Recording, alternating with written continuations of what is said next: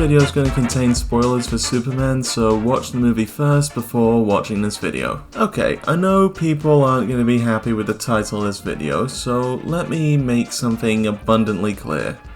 I like this movie. I even wrote a quick review on Instagram saying as such. By the way, follow me on Instagram. I like how deeply it decides to dive into the comic book wackiness. I think David Corenswet is a great Superman. Nicholas Hoult is the best live-action Lex Luthor ever. And I love how seamlessly it sets up a wider universe without overwhelming its audience. Overall, great start to this new universe. But also in my review, I mentioned something that I felt dragged the movie down. Something that took it from a 9.5 to a 7.5. And I think ultimately hurts the message that the movie is trying to get across. And that is the changes they made to Jor-El and Lara.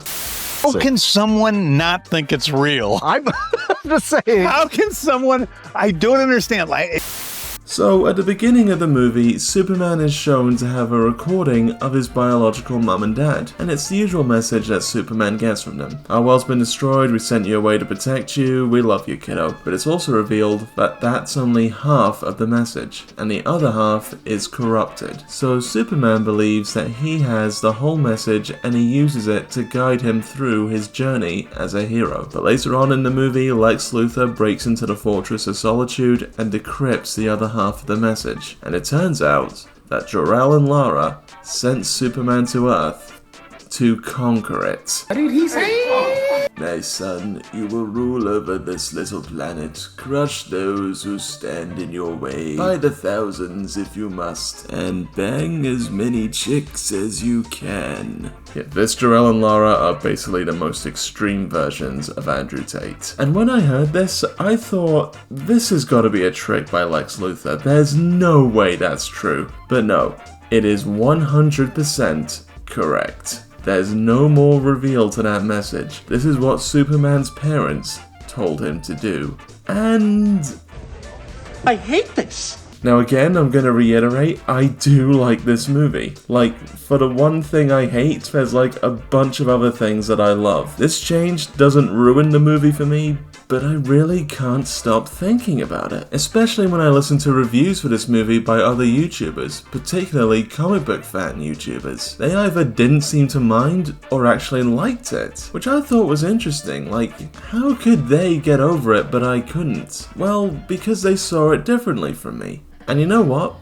Fair play. Professor Jenna's video is actually quite a good one that raises interesting points supporting her argument. I have accused James Gunn in the past of changing stories from the comics because he just felt like it, but that doesn't really work here. There's precedent for this. Byrne's run of the comics attempted to make some sweeping changes to the Kryptonian side of Superman's past. Smallville created multiple seasons of narrative strife around the AI Jor-El from the Fortress of Solitude, and more recent comics brought Jor-El back from the dead as a straight-up antagonist who is responsible for aging up Jonathan Kent.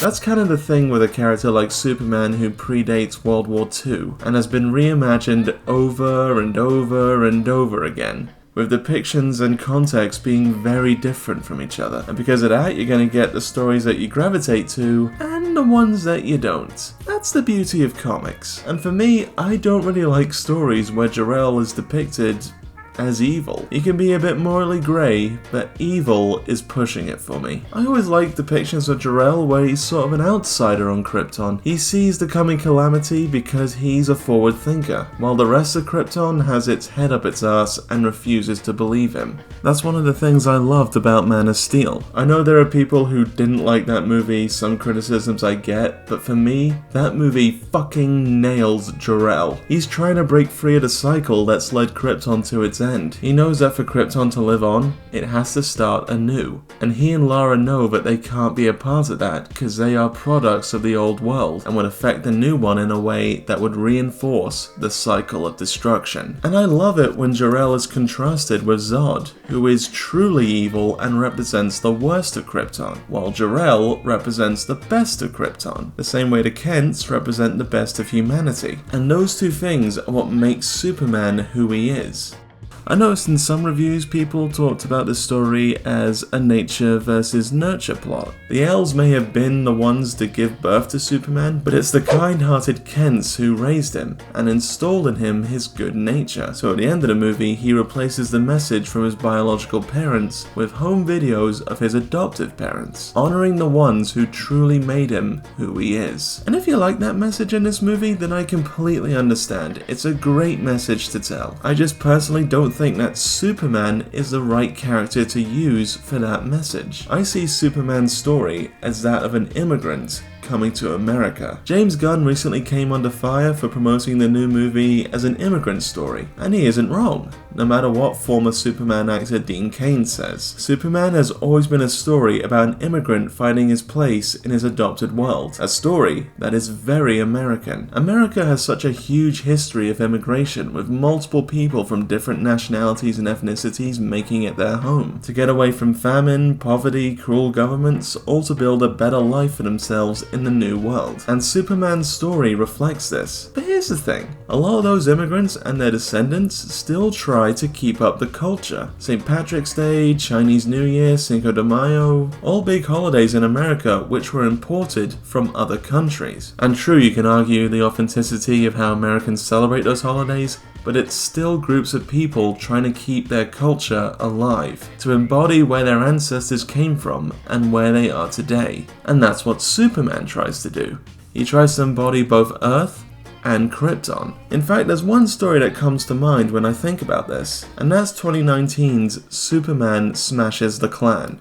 Based on the 1946 radio serial of the same name, the story depicts Superman fighting the KKK, or DC's version of the KKK. And it's a great story on what it means to be an immigrant, to try and live in a place where you are different from those around you, your neighbors, your co-workers, your friends at school. And in order to fit into your new home, do you have to give up that old life? The comic uses Superman to emulate this concept in an interesting way. This Clark Kent has seemingly rejected his alien origin and wants nothing to do with it, out of fear of being rejected by the people around him. And because of this, he limits himself. He mentally blocks the powers that would seem too alien to people, and only has the powers that seem like he's just human plus. He can just run faster, jump higher, and lift more than the average person. But all of this changes when he has his first interaction with kryptonite. This is the first time in years Superman has interacted with something from his home world, and it shakes him to his core. As a result, he starts seeing visions of his biological parents, at first looking more like typical 1940s alien monsters than actual people. And as the comic goes on, and Superman fights against the Klan, the embodiment of racial hatred and paranoia, the visions of Jor-El and Lara slowly become less and less scary. And only when he realizes that he needs to embrace the side of him that he worries people would fear, do his parents appear to him as their true selves, and he's able to reach his full potential, facing off against the leader of the Klan in front of a stadium of people. People who are now weary of Superman as he now shows off non-human abilities, but he still proves that he's the same man that they've known this whole time, and they begin to show support for him. It's such a great comic that I cannot recommend enough. It highlights how rejecting who we are and where we came from can actually harm us more than we realize, and only by embracing every aspect of ourselves can we truly live up to our full potential. And that's why the ending of this movie doesn't really work for me. Seeing Superman replace the message from Jor-El and Lara with home videos with the Kents feels more like a rejection of that part of himself rather than an embrace of both. It goes against the Immigrant allegory, intentional or not. But I have heard some fans say that perhaps Gunn could retcon this plot in a sequel. Say that Brainiac or Zod manipulated the message or something, and Jor-El and Lara were actually really lovely people and actually said, "Be a swell guy, my son.